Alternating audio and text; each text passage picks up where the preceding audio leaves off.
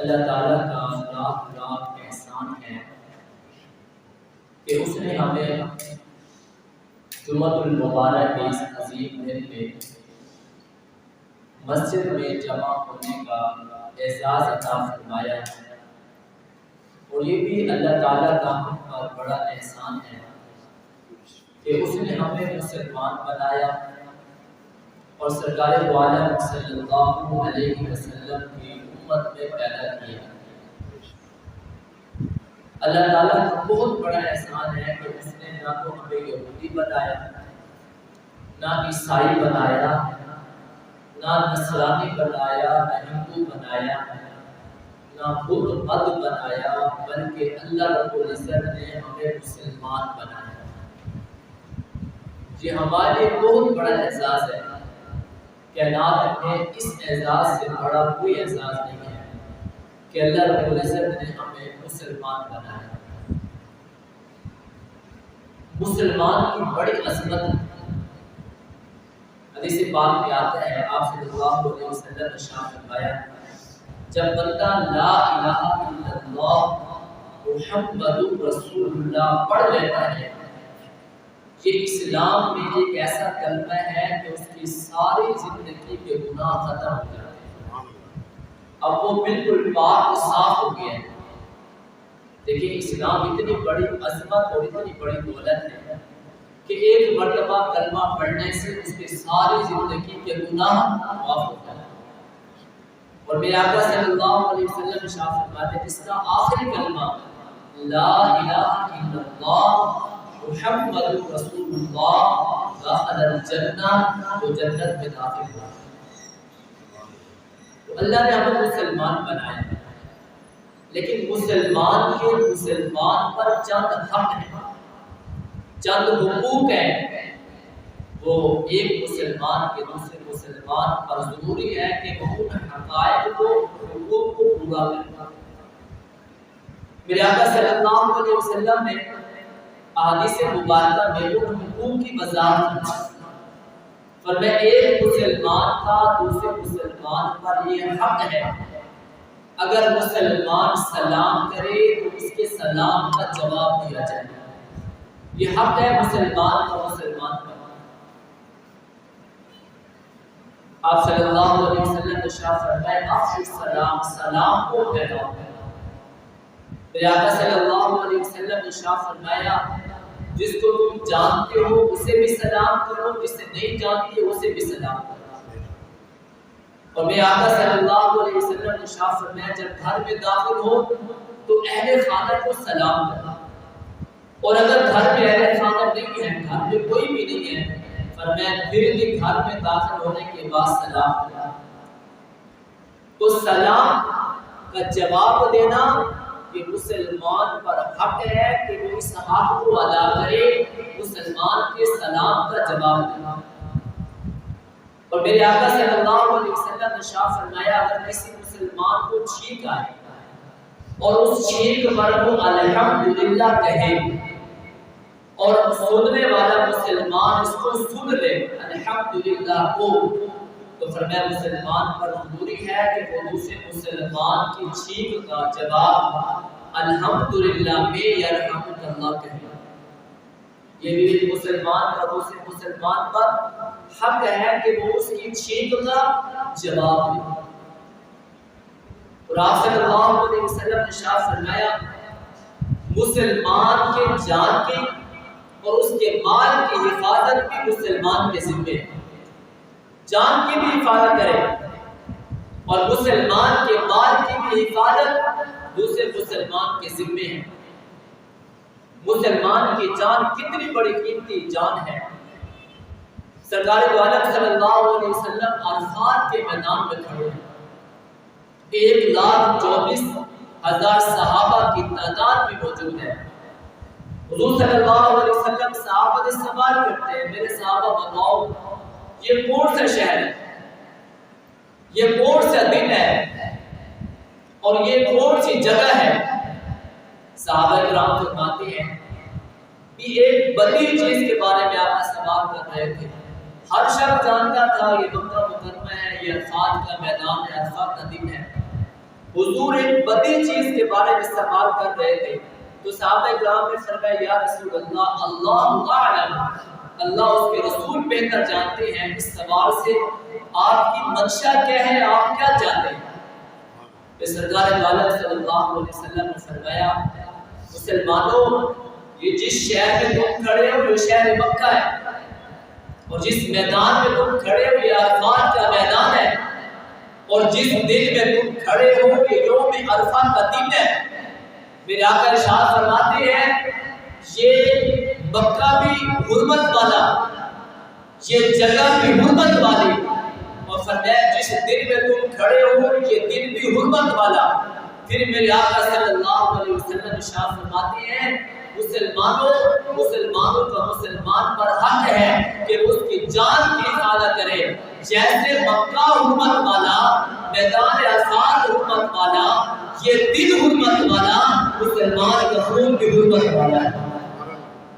میرے آقا صلی اللہ علیہ وسلم بیت اللہ کے سامنے کھڑے ہیں، بیت اللہ کو مخاطب کر کے کہتے ہیں اے بیت اللہ تیری بڑی عظمت ہے کہ آسمان کے فرشتے بھی آسمان پر تیرا طواف کرتے ہیں اور زمین کے انسان بھی تیرا طواف کرتے ہیں، تو انوارات الہی کا مرکز ہے، تو مسلمانوں کے دلوں کا قرار ہے۔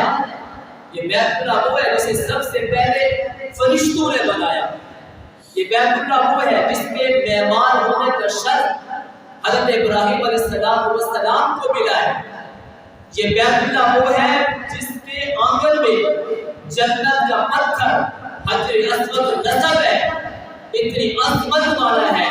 میرے آقا ارشاد فرماتے ہیں جو صرف بیت اللہ کو دیکھے اللہ اسے 20 رحمتیں عطا فرماتے ہیں، اور جو بیت اللہ کا طواف کرے اللہ اسے 60 رحمتیں عطا فرماتے ہیں، اور جو نوافل ادا کرے بیت اللہ میں فرمایا اللہ اسے 40 رحمتیں عطا فرماتے ہیں۔ 20 رحمتیں اللہ فقط اس کو دیتے ہیں جو صرف بیت اللہ کو دیکھتا ہے۔ میرے آقا صلی اللہ علیہ وسلم بیت اللہ کو مخاطب کر کے کہتے ہیں بیت اللہ تیری بڑی عظمت ہے، لیکن تجھے بتانا چاہتا ہوں مسلمان کی عظمت بھی تجھ سے بڑھ کر، مسلمان کا خون، مسلمان کی عظمت فرمایا بیت اللہ تجھ سے بڑھ کر ہے۔ تو مسلمان کی جان کی حفاظت مسلمان کے ذمے ہے، اور مسلمان کے مال کی حفاظت بھی مسلمان کے ذمے ہے، مسلمان کی جان کی حفاظت کرنا مسلمان کے ذمے ہے، اور مسلمان کے مال کی حفاظت کرنا یہ بھی مسلمان کے ذمے ہے۔ آج تو ہم خود ہمسایوں کا مال ہڑپ کر لیتے ہیں، نوکروں اور خادموں کی مزدوری کھا لیتے ہیں۔ میرے آقا ارشاد فرماتے ہیں حق ہے مسلمان کے مال کی حفاظت کرنا، اور میرے آقا صلی اللہ علیہ وسلم نے خود مال کی حفاظت کر کے دکھائی ہے۔ آپ ہجرت کر کے جا رہے ہیں، حضرت ابو بکر صدیق نے 2 اونٹیں پیش کی ہیں، یا رسول اللہ ایک اونٹنی پر آپ سوار، دوسری پر میں سوار ہو جاؤں گا۔ میرے آقا صلی اللہ علیہ وسلم ارشاد فرماتے ہیں ابو بکر یہ تیرے مال سے خریدا ہوا مال ہے، یہ تیرے مال سے خریدی اونٹنیاں ہیں، میں اس وقت تک اونٹنے پر سوار نہیں ہوگا جب تک کہ اس اونٹنے کا معاوضہ نہیں ہوگا۔ میرے آقا صلی اللہ علیہ وسلم نے ابو بکر کے مال کی حفاظت کی ہے۔ ہم میں سے کوئی آج اگر پیر ہوتا، امام ہوتا، خطیب ہوتا تو کہتا اس اونٹنے کو بھی میں نے قبول کیا ہے اور دوسری اونٹ پر بھی شہ بھی بیٹھ سکتا ہے، پوری نہیں بیٹھ سکتا، لیکن میرے آقا صلی اللہ علیہ وسلم نے مسلمان کے مال کی حفاظت کر کے دکھائی ہے۔ اور حضور صلی اللہ علیہ وسلم جب مدینہ منورہ پہنچے آپ نے ایک جگہ کو منتخب کیا، متعین کیا کہ یہ جگہ ہم نے خریدنی ہے اور اس پر ہم نے مسجد تعمیر کرنی ہے۔ آپ صلی اللہ علیہ وسلم کو بتایا کہ یا رسول اللہ یہ 2 یتیم بچے ہیں، یہ زمین ان کے نام ہے۔ جب یتیموں کو پتہ چلا تو وہ حضور صلی اللہ علیہ وسلم کی خدمت میں حاضر ہوا کر کہنے لگے یا رسول اللہ ہم زمین آپ کو وقف کر دیتے ہیں، آپ کے سپرد ہے، آپ اس جگہ پر جو چیز بھی بنانا چاہیں آپ کو اختیار ہے۔ میرے آقا صلی اللہ علیہ وسلم نے لوگوں سے فرمایا لوگوں بتاؤ اس کی کیا قیمت بنتی ہے؟ لوگوں نے قیمت بتائی، میرے آقا نے قیمت ادا کی اور اس کے بعد پھر مسجد نبوی کی تعمیر ہوئی۔ مسلمان کی جان کی بھی میرے آقا حفاظت کرتے تھے اور مال کی بھی حفاظت کرتے تھے۔ آپ صلی اللہ علیہ وسلم نے حضرت عثمان کو بھیجا، عثمان تم میرے نمائندے بن کر مکہ مکرمہ میں جا رہے ہو، اللہ کے نبی کا سفیر بن کر حضرت عثمان مکہ مکرمہ میں جا رہے ہیں، اور میرے آقا صلی اللہ علیہ وسلم 1400 صحابہ کے ساتھ حدیبیہ کے مقام پر موجود ہیں۔ میرے آقا کو خبر ملتی ہے، یا رسول اللہ وہ جو عثمان کو آپ نے بھیجا تھا، آپ کا سفیر بن کر بھیجا تھا، اسے کافروں نے، مشرکوں نے اور مکہ کے لوگوں نے شہید کر دیا ہے۔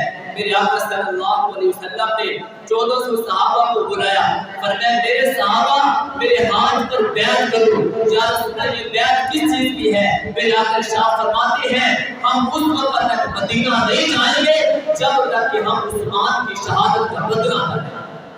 میرے آقا بتا رہے ہیں کہ مسلمان کے خون کی کتنی قدر ہے، کتنی عظمت ہے، خود بھی آقا قربان ہونے کے لیے تیار ہیں، 1400 صحابہ کو بھی قربان کرنے کے لیے میرے آقا تیار ہیں اور اس سے بیعت لے رہے ہیں، جب تک ہم عثمان کا بدلہ نہیں لیں گے ہم مدینہ میں نہیں جائیں گے۔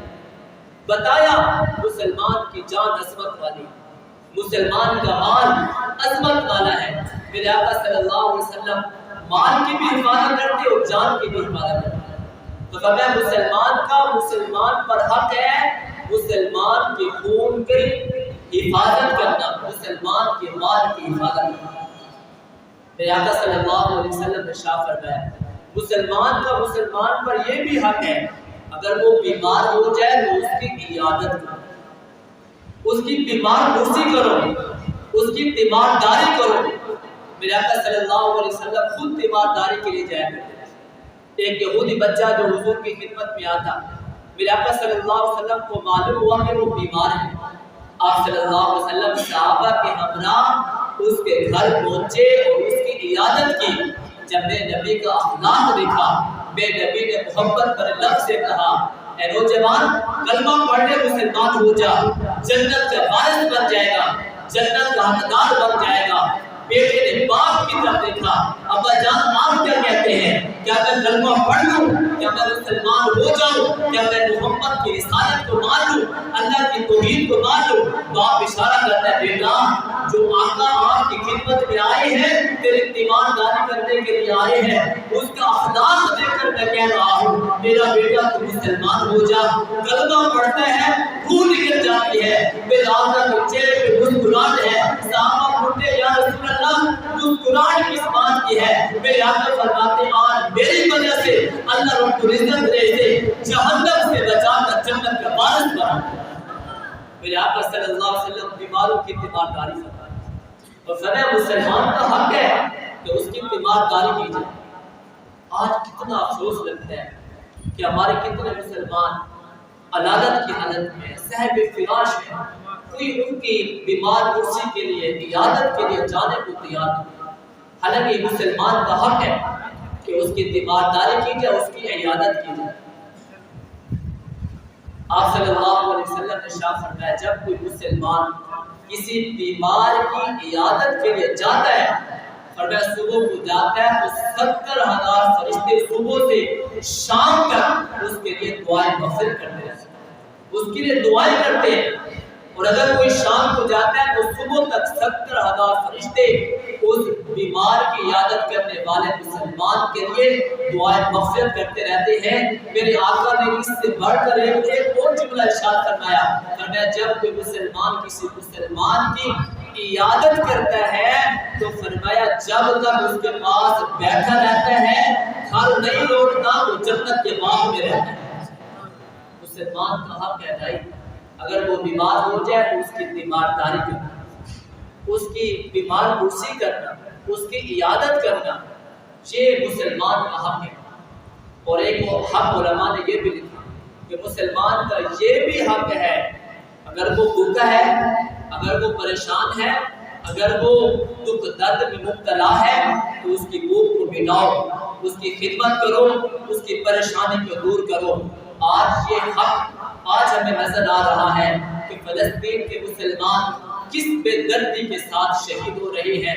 آج ان کے پاس کھانے کے لیے کچھ نہیں, آج ان کے پاس پینے کے لیے کچھ نہیں ہے, آج ان کے پاس رہنے کے لیے چھت کوئی نہیں ہے, آج کسی کی ماں نہیں ہے, آج کسی کا بھائی نہیں ہے, آج کسی کا باپ نہیں ہے. میرے بھائیوں, ہمارا حق بنتا ہے ہم ان فلسطینی مسلمانوں کی مدد کریں. حضور صلی اللہ علیہ وسلم ارشاد فرماتے ہیں کل قیامت کے دن اللہ تعالیٰ لوگوں سے کہیں گے, لوگوں میں بیمار ہوا تھا, تم نے میری عیادت نہیں کی, تم نے مجھ سے پوچھا نہیں.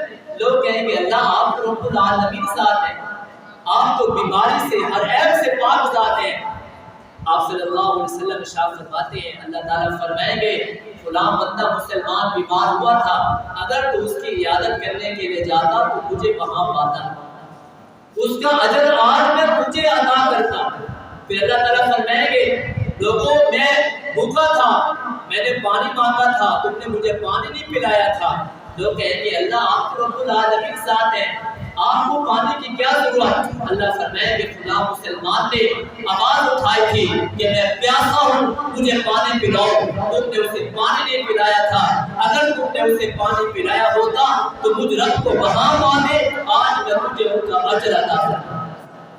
اللہ تعالیٰ قیامت کے دن فرمائیں گے لوگوں میں بھوکا تھا, تم نے مجھے کھانا نہیں کھلایا.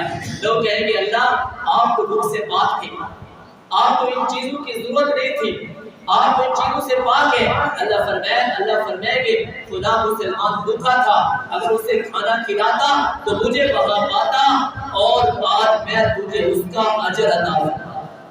مسلمان کا حق ہے کہ مسلمان کی مدد کرے.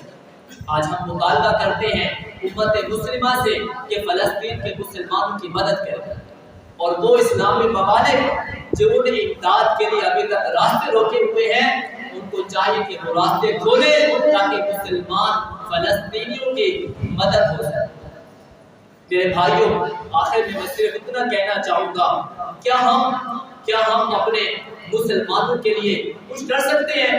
اور اگر کچھ نہیں کر سکتے تو کم از کم اتنا تو کر سکتے ہیں کہ ہم اسرائیلیوں کی مصنوعات کا بائیکاٹ کریں, یہودیوں کی مصنوعات کا بائیکاٹ کریں. ایک آدمی کہنے لگا مولانا اگر میں بوتل پی لوں گا تو کیا ہو جائے گا, 2 روپے نفع چلا جائے گا. میں نے کہا تیرے ان 2 روپے سے وہ میزائل بناتے ہیں, تیرے ان 2 روپے سے وہ گولیاں بناتے ہیں, تیرے ان 2 روپے سے خریدی ہوئی گولیوں کو وہ مسلمانوں کے سینے میں اتارتا ہے. کم از کم ان 2 گولیوں کو تو بچا سکتا ہے. آج ہم کہتے ہیں اگر ہم کوک نہیں پیئیں گے تو بھائی پیٹ خراب ہو جائے گا. میں تو کوک پینے کا عادی ہوں, میں تو پیپسی پینے کا عادی ہوں. آج اگر خدا کی قسم تو کوک نہیں پیے گا, کل قیامت کے دن میں آ کر کوئی روزے ہو سکتا ہے. آج ہم فلسطینی مسلمانوں کی مدد کریں. خدا کی قسم آج بھی ان کو سلام عقیدت پیش کرنے کو دل چاہتا ہے. ایک بچہ شہید ہو رہا ہے اور دوسرا بچہ ساتھ میں بیٹھ کر اپنے شہید ہونے والے بھائی کو کلمہ کی تلقین کر رہا ہے, اور جو کلمہ کی تلقین کر رہا ہے اس کا چہرہ بھی مسکرا رہا ہے, اور جو کلمہ پڑھ رہا ہے اس کا چہرہ بھی مسکرا رہا ہے. آج فلسطین کے ہر گھر میں حافظ قرآن آپ کو نظر آئے گا. انہوں نے قربانیاں دی ہیں, اللہ نے ان قربانیوں کا یہ صلہ دیا ہے. فلسطین کے ہر گھر میں آپ کو حافظ قرآن نظر آئے گا. جب کافروں نے قرآن کی بے حرمتی کی تھی تو فلسطین کے وزیر اعظم نے کہا تھا اس دھرتی پر ہم 40,000 حفاظ پیدا کریں گے, اور اپنا بیٹا مدرسے میں بھیجا. اس کے بیٹے نے جو اب شہید ہو چکے ہیں 40 دن میں قرآن کریم کو حفظ کیا ہے. یہ وہ قوم ہے جب بچے بڑے ہوتے ہیں قرآن کے حافظ ہوتے ہیں. ابھی میں ایک ویڈیو دیکھ رہا تھا, ایک بچہ رو رہا ہے, زخموں سے بھرپور ہے, اس کا سینہ بھی زخمی ہے, اس کا سر بھی زخمی ہے, وہ تڑپ رہا ہے, رو رہا ہے. باپ اس کو چپ کرانے کی کوشش کرتا ہے لیکن وہ چپ نہیں کرتا. اس کے ذہن میں آیا کیوں نہ میں قرآن کی تلاوت کروں. قرآن کی تلاوت شروع کر دی. سب سے پہلے سورۃ الفاتحہ پڑھی, الحمدللہ رب العالمین الرحمن الرحیم مالک یوم الدین. ارے پڑھتا جا رہا ہے وہ شہید ہونے والا معصوم بچہ جو زخمیوں سے بھرا ہوا ہے, جب قرآن کی تلاوت سنتا ہے خاموش ہو جاتا ہے. کیا ان معصوم بچوں کو ہم شکایت دے سکتے ہیں؟ کیا ان ماؤں کو ہم شکایت دے سکتے ہیں؟